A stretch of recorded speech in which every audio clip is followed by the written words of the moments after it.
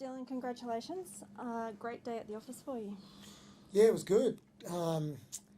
Tough match in the singles. Niels is a really good kid and really good player. So we're actually really good friends. When I travelled to the French Open last year, I was coachless, and so was he because of COVID. So we actually trained together, warmed each other up, and then played each other as well. So I said in my on-court speech, I actually sent him an 18th birthday video for his surprise birthday video from his family and friends, which is cool. So yeah, just want to I was in big trouble early because he was playing so well.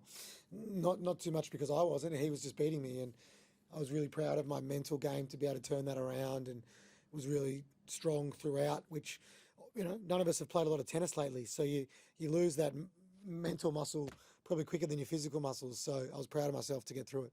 Watching that match, it sort of seemed like a process for you of figuring it out and having to sort of just get through that first set. Do you actually enjoy that process? Like, how much were you enjoying it out there?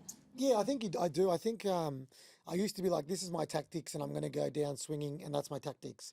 And now I'm like on the fly, I mix it up, and I think that's maturity, experience, and I really changed it up today, and I think you saw that, and then I played well, and I was proud of myself for that because I think it's a bit, when you're down, if you change it up and it doesn't work even more, so you lose three in love. So I think it was great problem solving on the fly, which I was probably most proud of today. But he's going to be a great player. He already is a great player. But moving forward, I mean, I can't wait to retire because he's going to be kicking my ass pretty soon. So he's impressive. And you talked yesterday and today about your relationship with him. Is it important for you to be kind of a role model to those young players? Yeah, for sure. I mean, in the sense that, you know, they are going to take the mantle and do what they do in wheelchair tennis. So I just want the sport to keep growing and growing, but I also want people to know their names. I fully appreciate I'm the lucky one who people know and things, but I want that to permeate down to everybody playing wheelchair tennis. And I think to be able to play on big courts, that was live on the Wide World of Sports today, epic experience for all of us, and hopefully all Paralympic sports, are going to get the broadcasting they deserve and things like that. So, yeah, I don't go in there to be a role model. I'm just going to be me, and if someone is a good person, well, then we're going to be mates, and that doesn't matter if they're a competition or not, in my opinion. Sure.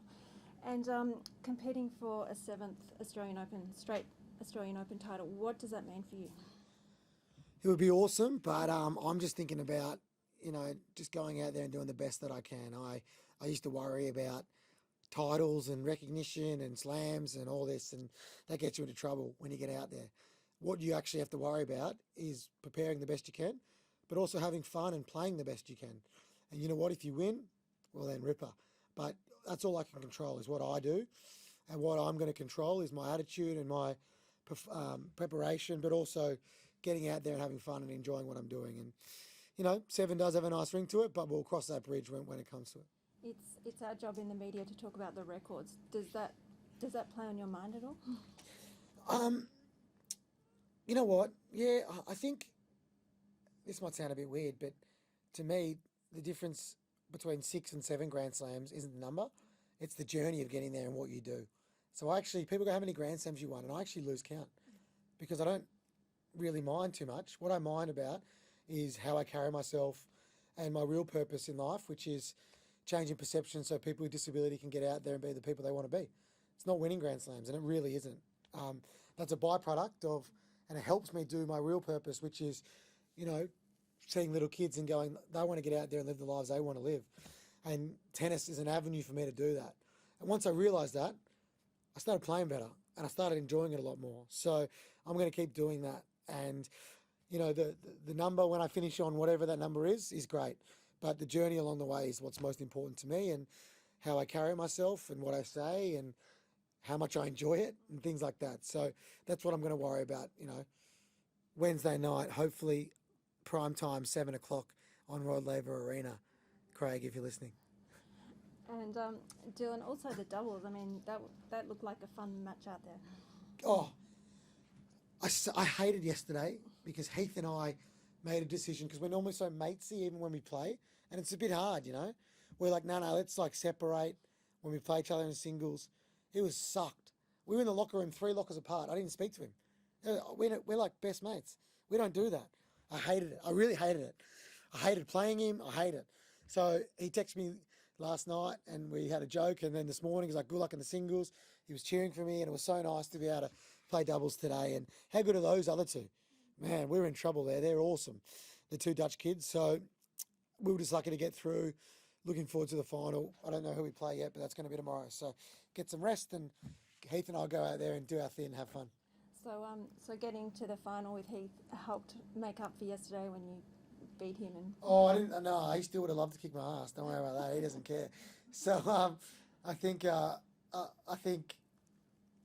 glad we got to the final.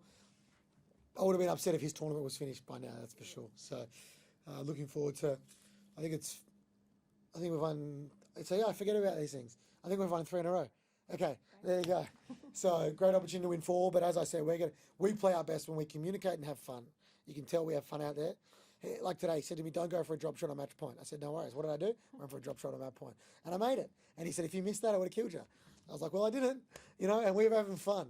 So I think that's why we play well. Right. And you talked after your singles match. You said, I don't know how many more I've got in me. Are you competing with a time frame at all? It's a feeling, I think. And I think I was I'm not going to make any lie and say that I wasn't devastated when the Paralympic Games got postponed because I didn't know if I'd still be playing tennis right now, and I said it's got postponed a year. I'll see what happens, and I'll play that match point whenever that match is, hopefully in Tokyo, and I'll know if I want to keep going or not, but at the moment I'm just every day is a lucky opportunity to play tennis. I've got friends who lost jobs. I know people who are really struggling at the moment, and I'm getting to do my job. And I feel very lucky about that. So I'm just going to keep enjoying, not taking it for granted and having gratitude for the moment.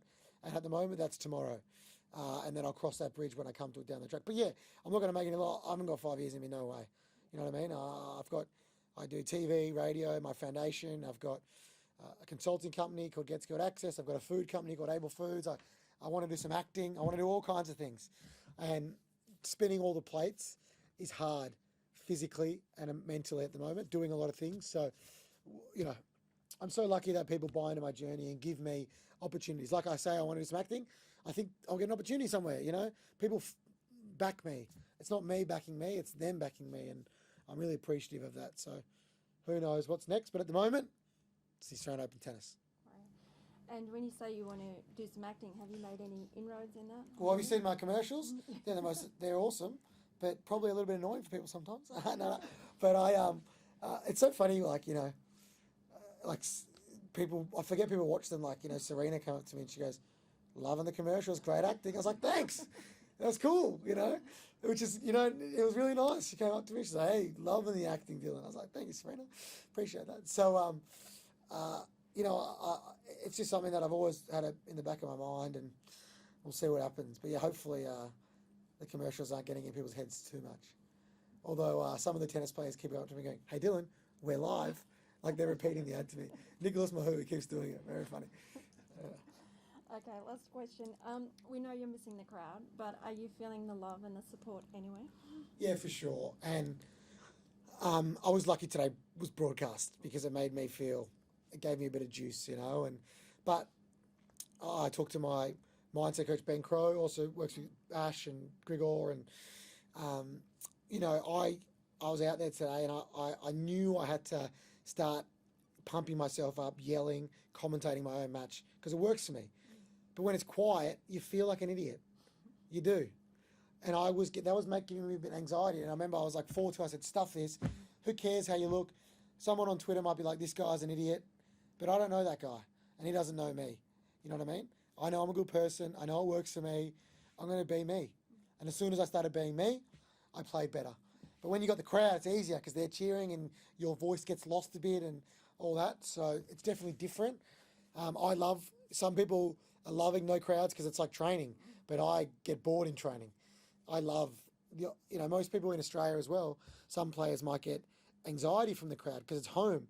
But I love it. I love it. So I'm missing everyone a lot. But it's for the right reasons, and I can't wait for people to come back. Hopefully this week.